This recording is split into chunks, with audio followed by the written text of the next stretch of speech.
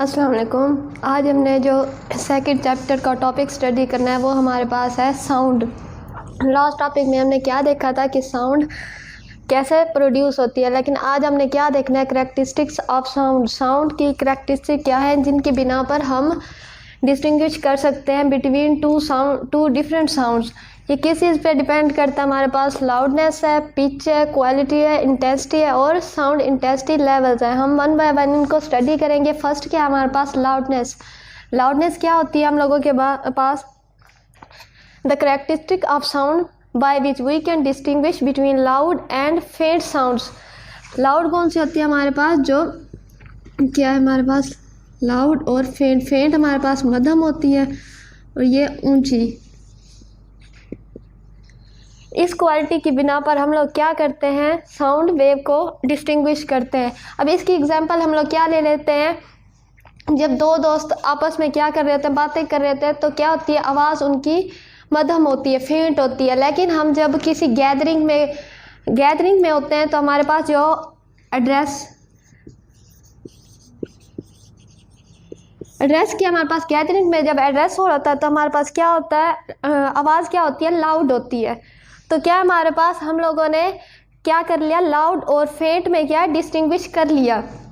क्या हमारे पास जब दो क्या थे, दोस्त थे, आपस में बातें कर रहे थे, उनकी आवाज़ क्या थी, मध्यम थी। लेकिन जब हम लोगों ने गैदरिंग की एग्जांपल ली तो उसमें क्या थी, लाउड।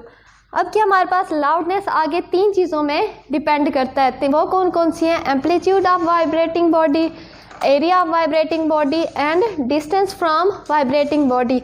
एम्पलीट्यूड और एरिया के तो क्या है हमारे पास, लाउडनेस क्या है, डायरेक्टली है, लेकिन डिस्टेंस के क्या है, इन्वर्सली है।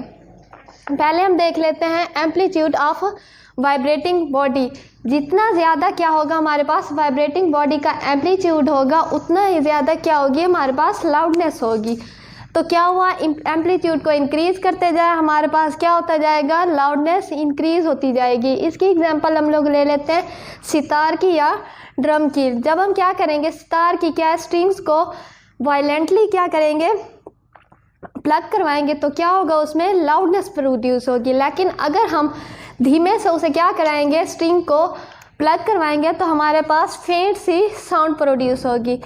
दूसरी एग्जांपल क्या है हम लोगों के पास, ड्रम पे क्या है, हम लोग जब बीट करवाते हैं तो हमारे पास क्या होती है, लाउडनेस प्रोड्यूस होती है। लेकिन अगर हम आहिस्ता से क्या करवाएंगे, बीट करवाएंगे तो हमारे पास क्या होगा, लाउडनेस कम होगी। अब अगर ग्राफिकली हम लोग देखें तो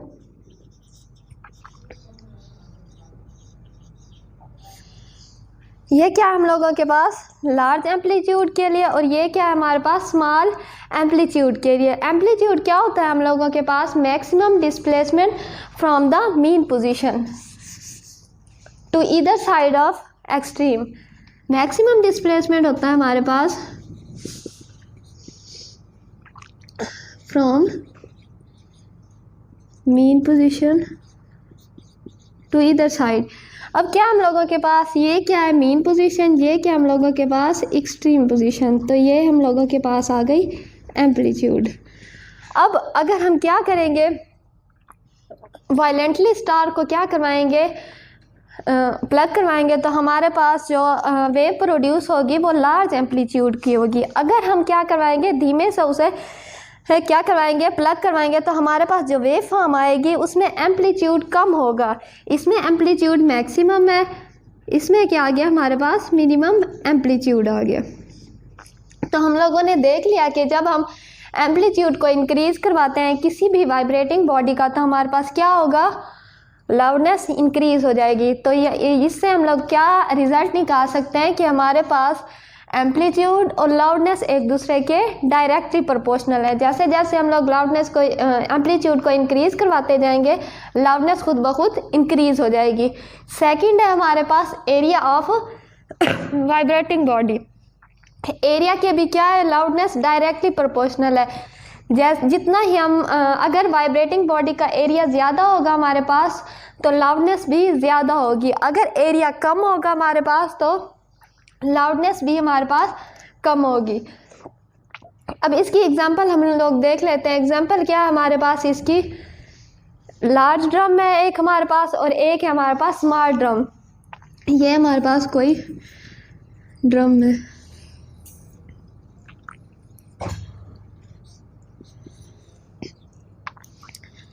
ये हमारे पास स्मॉल ड्रम है, ये हमारे पास लार्ज ड्रम है। लार्ज ड्रम का एरिया क्या है हम लोगों के पास? मैक्सिमम एरिया है। स्मॉल ड्रम का एरिया क्या हमारे पास? लेस है। तो जाहिर है जब हमारे पास एरिया कम होगा तो नंबर ऑफ पार्टिकल्स कम होंगे जो वाइब्रेट करेंगे। इसमें क्या है, नंबर ऑफ पार्टिकल्स हमारे पास ज़्यादा है।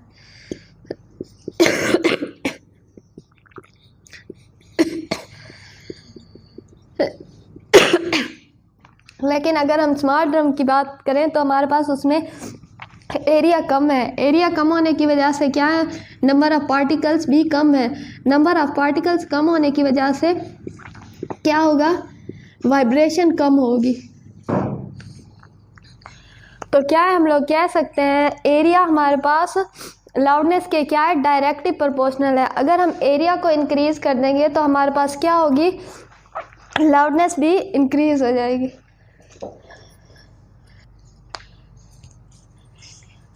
हम लोग किसकी बात कर रहे थे, एरिया की। एरिया का क्या इफेक्ट होता है लाउडनेस पे? जैसे जैसे एरिया इंक्रीज होता जाएगा लाउडनेस भी हमारे पास इंक्रीज होती जाएगी। इसकी एग्जांपल हम लोग ने देख ली, क्या था हमारे पास, एक लार्ज ड्रम था, एक स्मॉल ड्रम था। दोनों में क्या हम लोगों ने लाउडनेस देख ली। अब क्या है, ट्यूनिंग फॉर्क। ट्यूनिंग फॉर्क को अगर किसी रबर पैड पर स्ट्राइक करवाया जाए तो क्या होता है उसमें, ये हमारे पास है एक ट्यूनिंग फॉर्क।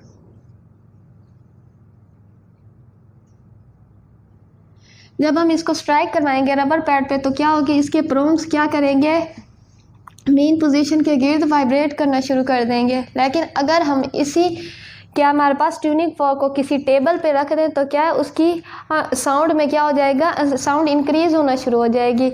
अब क्या हमारे पास एरिया इंक्रीज हुआ टेबल पे। जब हम लोगों ने ट्यूनिंग फॉर्क को टेबल पे रखा तो उससे क्या हो गया, हमारे पास नंबर ऑफ पार्टिकल्स इंक्रीज हो गए जिन्होंने वाइब्रेशन की। उसके नतीजे में क्या हो गया, हमारे पास लाउडनेस इंक्रीज हो गई। अब थर्ड हमारे पास क्या आ जाता है, distance from the vibrating body. अब क्या, लाउडनेस इन्वर्सली प्रोपोर्शनल है distance from the vibrating body. वो कैसे, हम देख लेते हैं फिर। डिस्टेंस है हमारे पास किसका, वाइब्रेटिंग बॉडी का। लाउडनेस क्या है, हम लोग डिस्टेंस, अगर डिस्टेंस को इंक्रीज करते जाएंगे तो हमारे पास क्या होगा, लाउडनेस डिक्रीज होगी। अगर क्या है, हम लोग अगर दो लोग बातें कर रहे हैं तो हम लोग क्या करते हैं कि अगर हम लोग उनके नज़दीक होंगे, थर्ड पर्सन क्या होगा, उन टू पर्सन्स के नज़दीक होगा तो हमें आवाज़ उनकी ज़्यादा सुनाई देगी। लेकिन अगर हम डिस्टेंस को इंक्रीज कर दें तो क्या हो जाएगा, लाउडनेस हमें कम होती दिखाई देगी, डिक्रीज होती जाएगी।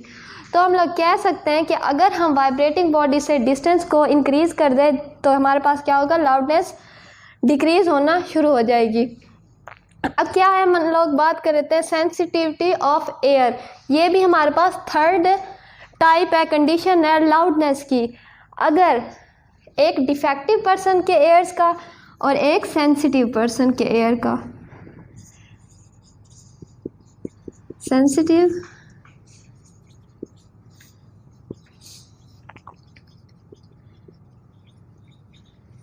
तो क्या हमारे पास अगर कोई साउंड हमें सुनाई देगी तो क्या होगा, सेंसिटिव एयर वाले को तो वो लाउड सुनाई देगी। लेकिन अगर डिफेक्टिव एयर्स हैं हमारे पास तो साउंड क्या होगी, हमारे पास लेस होगी, लेस सुनाई देगी हम लोगों को। तो क्या हो गया, हम लोगों के पास ये भी एक कंडीशन है लाउडनेस की।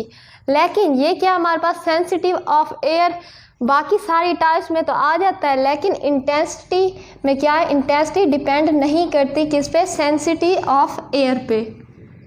Intensity not depend on sensitivity of air. Intensity होती है क्या हमारे पास, किसी भी चीज़ की शिद्दत होती है। अब हम सेकंड पे आ जाते हैं। पिच क्या है हम लोगों के पास? The characteristic of sound by which we can distinguish between क्या है? Shrill and grave sound. Shrill कौन सी होती है हमारे पास? बारीक।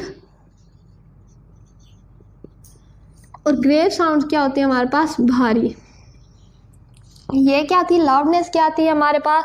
हम लोगों ने डिस्टिंग्विश किया था बिटवीन लाउड एंड फेंट। और पिच में हम लोगों ने क्या करना है? Between shrill and grave sound.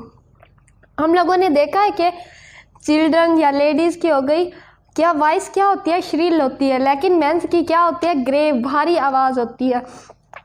Pitch का क्या है? डायरेक्ट रिलेशन है फ्रीक्वेंसी के साथ। अगर फ्रीक्वेंसी इंक्रीज होगी तो हमारे पास पिच भी क्या होगी? इंक्रीज होगी और लाउडनेस हमें शो करवाएगी। अगर हम ग्राफिकली देखें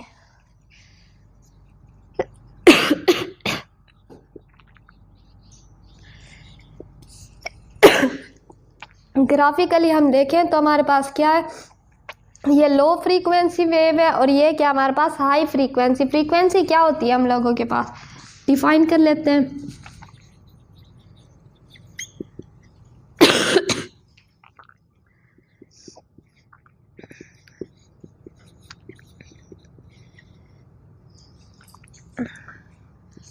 नंबर ऑफ वेव या फिर नंबर ऑफ साइकिल है इन 1 सेकेंड। अब अगर हम ग्राफिकली देखें तो इसमें हमारे पास कितनी वेव्स प्रोड्यूस हो रही है? ये एक हमारे पास कंप्लीट वेव है और ये क्या है? हाफ। तो हम क्या कह सकते हैं? ये हमारे पास क्या है? 1.5 डेढ़। ये हो गई हमारे पास साइकिल या फिर वाइब्रेशन। अगर इसमें देखें तो हमारे पास क्या है? नंबर ऑफ साइकिल्स क्या है? मैक्सिमम है। तो हम लोग कह सकते हैं कि यहाँ पे फ्रीक्वेंसी क्या है? मैक्सिमम है। अगर फ्रीक्वेंसी हमारे पास ज़्यादा होगी तो हमारे पास पिच भी ज़्यादा होगी। तो क्या हुआ? हमारे पास जो बच्चों की होती है हमारे पास साउंड की फ्रीक्वेंसी, वो हमारे पास क्या होती है? लो होती है। लेकिन जो मेंस की होती है वो हमारे पास क्या होती है? हाई होती है। तो पिच भी हम लोग कह सकते हैं किसकी? चिल्ड्रंस और लेडीज़ की क्या होती है हमारे पास? हम लोग साउंड को कह सकते हैं कि श्रील होती है। लेकिन जो हमारे पास मेंस की होती है वो क्या होती है हमारे पास? ग्रेव होती है। अब थर्ड की तरफ हम आ जाते हैं। वो क्या हमारे पास? क्वालिटी। क्वालिटी क्या है? The characteristics of sound by which we can distinguish between two sounds of same. Same क्या है? लाउडनेस है, सेम पिच है। अब हम अगर दो साउंड्स ले लें सेम लाउडनेस की, सेम पिच की, तो हम लोग कैसे बताएंगे कि ये साउंड किसकी है या किस इंस्ट्रूमेंट से ली गई है और ये वाली किस से? इसकी एग्जांपल हम लोग ले लेते हैं। एग्जांपल क्या है हमारे पास? किसी एक रूम में पियानो, दूसरा क्या हमारे पास? फ्लूट, और तीसरा क्या हमारे पास? क्लॉरेंट।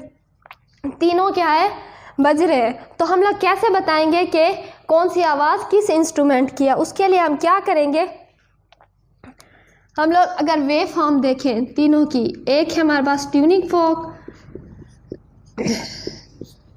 दूसरा क्या हमारे पास? फ्लूट, और तीसरा हमारे पास क्लॉरेंट। फ्लूट क्या होता है हमारे पास? बांसुरी। इसको हम क्लॉरेंट को शहनाई जो शादियों वगैरह में होते हैं। तो हम लोग क्या कहेंगे? इनकी आवाज़ की क्वालिटी की बना पर हम कह सकते हैं ये हमारे पास ट्यूनिंग फोर्क की होगी, ये हमारी किसकी होगी? फ्लूट की होगी, और ये क्लॉरेंट की होगी। अगर हम वेव फॉर्म देखें तो तीनों की वेव फॉर्म क्या है? डिफरेंट है। इसमें क्या हमारे पास? यूनिफॉर्म वेव फॉर्म नज़र आ रही है, लेकिन इसमें क्या हमारे पास? यहाँ पे डिस्टर्बेंस प्रोड्यूस होती नज़र आ रही है, और इसमें क्या है हमारे पास? डिस्टर्बेंस की पोजीशन चेंज है। तो हम लोग वेव फॉर्म की बिना पर क्या कर सकते हैं? डिस्टिंग्विश कर सकते हैं two sounds of same loudness and pitch. अब हमारे पास क्या आ जाता है? इंटेंसिटी।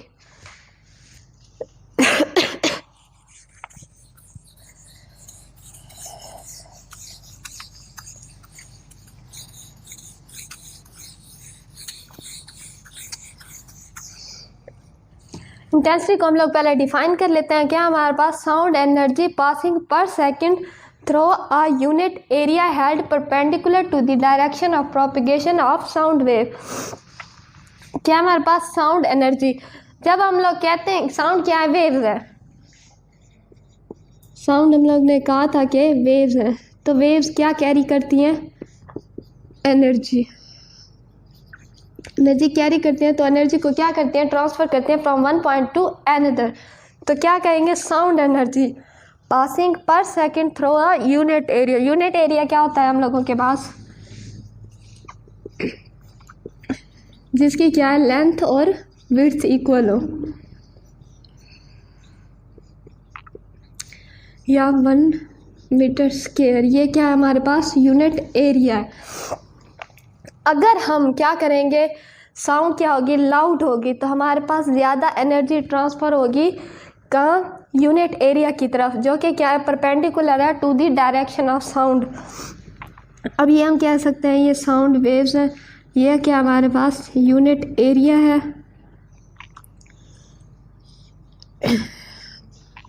जो कि क्या है, परपेंडिकुलर है। तो इसमें से जितनी एनर्जी, जितनी वेव्स क्या होंगी, पास करेंगी, उतनी ही इंटेंसिटी होती है हमारे पास। इंटेंसिटी क्या है, शिद्दत किसी चीज़ की। अब हम किसकी इंटेंसिटी की बात कर रहे हैं, साउंड की। तो क्या है, जितनी मैक्सिमम हमारे पास क्या एनर्जी, या फिर क्या कहेंगे, वेव्स, साउंड वेव्स, एनर्जी, कौन सी, साउंड एनर्जी, जितनी ज़्यादा क्या करेगी, पास करेगी थ्रू अ यूनिट एरिया, किसके, held perpendicular to the direction of propagation of sound waves. तो क्या होगी, उतनी ही मैक्सिमम इंटेंसिटी होगी। अब इंटेंसिटी क्या है, एक फिजिकल क्वांटिटी है, तो इसका कोई ना कोई यूनिट होगा। अब इसका यूनिट क्या होगा हम लोगों के पास, एनर्जी का क्या होता है, वाट, एरिया का क्या होता है, मीटर स्क्वायर। तो ये क्या हो जाएगा, watt per square metre. Sound energy, sound energy passing per second through a unit area, area आ गया। अब क्या हुआ, एनर्जी का वाट आ गया, एरिया का क्या हो गया, metre square, length multiply by width. यहाँ से हम लोगों ने क्या कैलकुलेट कर लिया, इंटेंसिटी का यूनिट। आज हम लोगों ने स्टडी किया characteristics of sound waves. Next हमारे पास साउंड इंटेंसिटी लेवल, वो हम अपने नेक्स्ट लेक्चर में स्टडी करेंगे।